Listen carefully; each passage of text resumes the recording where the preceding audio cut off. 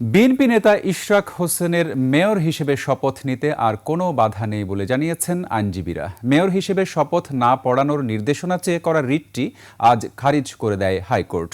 উচ্চ আদালতে নির্দেশনার পরও শপথ নিয়ে বিলম্ব করা হলে তা হবে আদালত অবমাননা, এমন মন্তব্য করেন আইনজীবীরা। তবে হাইকোর্টের আদেশের বিরুদ্ধে আপিল করা হবে বলে জানান রিটকারীর আইনজীবীরা। শাকেরা আরজুর রিপোর্ট, জানাচ্ছেন সাদাত হাবিবি সেতু।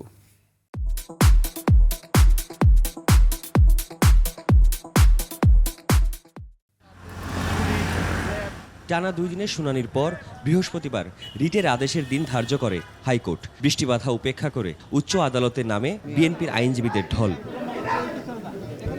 একসময় বহুল আলোচিত এই রিটের বিষয়ে উচ্চ আদালত জানায় তার সিদ্ধান্ত। আদালত আরো বড় অবজারভেশন দিয়েই মামলাটা খারিজ করে দিয়েছে। ফলে ইশরাকের শপথ নেওয়ার আর কোনো বাধা রইল না। তো আগামী 26 তারিখের মধ্যে শপথ নিতে হবে।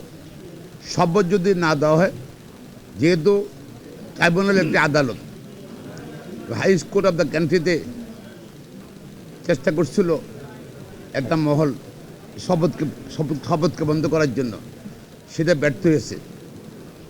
আর যদি শপথ না দেওয়া হয়, সেটা আদালত অবমাননা হবে। শপথ করাতে বিলম্ব হলে আদালত অবমাননা হবে বলে সতর্ক করেন আইনজীবীরা। আজকে এটা প্রমাণিত হয়েছে যে আইনি প্রক্রিয়ায় ইশরাক সাহেবকে মেয়র হিসাবে শপথ নিতে এই সংশ্লিষ্ট মন্ত্রণালয়ের আর কোনো বাধা থাকলো না।